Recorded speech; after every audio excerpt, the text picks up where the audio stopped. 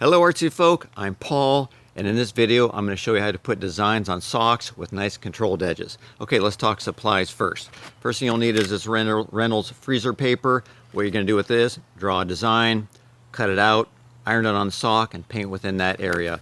And what happens is that the wax on the bottom side of this paper binds well to the cotton part of the sock, so it doesn't allow the paint to go underneath it and keeps the edges nice and sharp. As far as the type of socks go, you'll want to get socks that have low ridges, not deep ridges right here. The kind I use for this, I get at Target. You can probably get them on Amazon or anywhere else too. These Hanes premium socks, because again, they have nice low ridges in the sock. So the wax paper binds well and the paint binds well too. I also got some socks for this video to make some birthday presents for my daughter. And I got these socks on Amazon, pastels. Again, nice low ridges, and it turned out really good with these. The type of paints I use, now you need textile paints. I use the Jacquard textile paints, and they work pretty good. Many years ago, I believe I was using Speedball, and I painted this sweatshirt. I've done lots of sweatshirts, and this lasted about 30 years, and I still wear a lot. It holds up pretty good. Now the type of things you can use, but not quite as good, but you can use it. Fiber active dyes. In a prior video, I showed how to take a fiber active dye, turn it into kind of a paste or a paint, and paint it on shirts. But there's a difference between shirts and socks. Socks also have spandex and elastic which hold it together, and the fiber active dye does not bind to that. So when you wear the sock, it stretches a little bit. You see kind of little ridges of white. Same with fabric markers and fabric pens. You can draw those on socks, but again, as soon as you wear them, it expands a little bit and you get kind of white ridges in between. So there we go. Okay, let's do it. First, here's a few other options for ladies' socks that I saw at Target. They essentially have very low or no ridges, so great for painting on, and the prices are pretty good. If you find another place that has good options, please drop a note in the comments. All right, now time to make your design, and that involves using the freezer paper. And the freezer paper has a kind of a paper side and a shiny waxy side. You are going to draw on the paper side, and you're going to cut that out.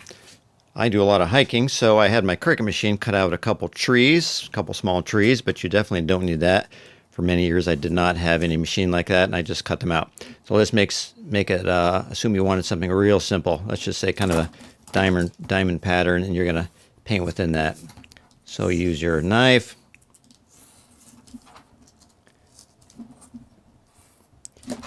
You're going to cut out your design. Now you're going to put that on your sock. We'll go into that in the next step here more in detail in a second. But in general, the idea, you're going to iron this on and you're going to paint within this area right here. Okay, before you iron on your design on the sock, first thing you'll need to do is cut out a piece of cardboard to go between the sock so that the paint doesn't go through. I've done some here to show you what happens. So sometimes a lot of paint goes through and sometimes a little bit. Either way, you don't want that paint coming on the other side of the sock. Also, by cutting out this cardboard, which is going to be quite a bit wider than this, 1 inch wider, it helps stretch out the sock so the paint can go down in between. So let me show you what that means. So I've done kind of a final product here already to show you that when I stretch it, the design stays sharp and you can see the paint. On the other side, I did not stretch it. So if I stretch it apart here, you can see all the kind of the white stripe there, the white stuff. And that's where the paint did not go through because it wasn't stretched out. Because it's different for shirts and socks. Okay, so the way you're going to do this, you're going to measure where your sock is. This is 3-inch wide sock, so I'm going to do one that's 4 inches. So you're going to measure it about whatever your sock is and then an extra inch. And that's going to stretch it out quite a bit so that when you paint on it, that paint is going to go down between all the ridges on the sock and go to the deepest parts. So it's a little bit different whole process than doing this on a shirt than a sock. On a sock, we got to stretch it out. So it's going to look something like this.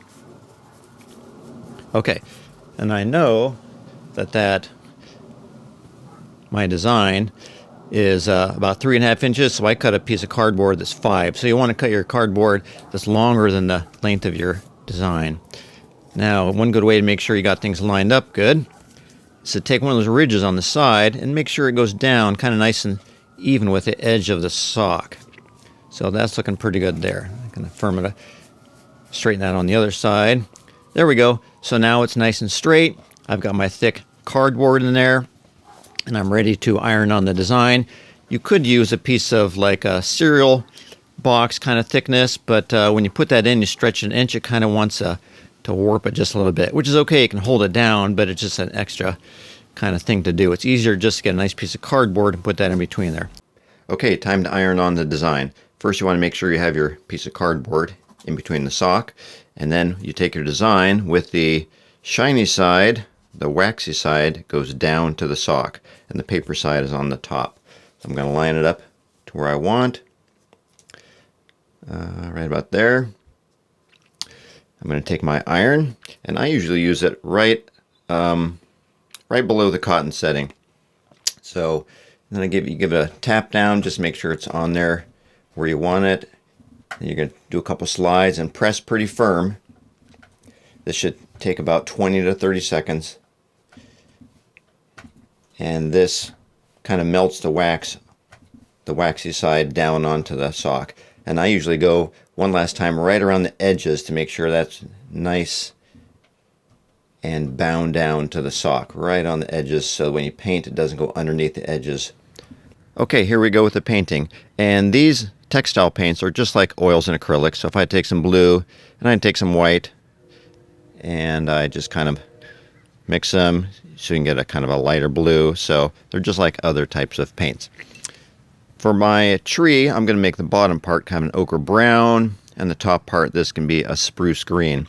The one tip to know about when you do the painting, you always want to paint from the outside in towards the middle of your design. So on this side would be the outside in. That makes sure you don't get paint that pushes underneath the edges of the freezer paper, because you want a nice sharp edge when you're done.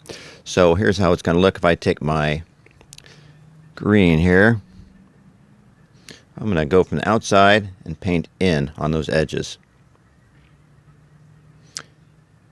Outside to in. And I use quite a bit, so you want to use quite a bit of paint to make sure you get it down in those ridges. And once you get it, there we go, outside in the middle section here, you want to kind of gently wiggle your brush to push the paint down in between those ridges of the socks. On the edges, you want to do that kind of very lightly, just give it a little tap down. Also, after you've painted this, then you will want to let it set for 24 hours so that the polymers, which are the long molecule chains in the paint, can bind very good to the fabric. Alright, the first sock is done. Looks pretty good. Time to move on to the second sock. Okay, time for the heat press. First of all, make sure you're doing it either on an ironing board or something that's appropriate to be ironed on. I would not recommend doing it on your cutting mat because it warps those if you do that too many times with an iron. Okay, now first thing you want to do is take off the freezer paper. All right, that's looking pretty good. Now, you'll need a barrier cloth on top of the heat before you heat that up. There's many different types you can get. This one I got many years ago. It has Teflon coated. They're like $6, $7, $8 on many different websites, Amazon or art supply store. Okay, so you'll take the barrier cloth, put it over the design. It's nice, you can kind of see the design through there. I put my iron just below cotton, so not the highest setting. And then how long you do it depends on which fabric paint you get. For the Jacquard, if you have a professional heat press, 30 seconds, but I don't have one of those professional ones, so I do it like most people with an iron and just below the cotton setting, and I do it for 3 minutes. That's not 3 minutes of just pressing and not moving it. I'm getting it nice and hot. I usually do it for just maybe 15-20 seconds at a time, and then I make sure it's not too hot, because you'll see it'll be scorching the fabric. If it's too hot, it'll make the white or yellow or pink fabrics turn brown. Okay, so I'm going to do this, just heat press this for about 3 minutes, and I'll catch up to you. And I'm stopping every about 20 seconds to kind of check on the fabric. Okay, there's 3 minutes and looking good. Now, when I'm done with it, you can take it out and it's ready to wear. Okay, so you can wear it right after you take it off. I stretch it out so it looks like it's holding the design very good, its shape on all the sizes and edges. But you're not going to want to wash it for at least 2 days. So you can wear it now, but you don't want to wash it for at least 2, maybe 3 days. I also got some socks on Etsy. This is from a company called Breeze Mountain 8. These are a little bit more expensive, $6.90 a pair, but they're much higher quality socks than the Amazon socks, and they have very low ridges, so easy to paint on. They turned out really good. All right, warm summer day, out on the trail, life is good, and of course, I've got my tree socks on. I can't imagine I would do any hiking without them now. And lastly, between all my art videos I do, I always record 1 or 2 science and outer space songs. This time I've done 2, Life Above Venus and Asteroid Miners. Here, I'll put a link at the end. You're welcome to check it out if you like.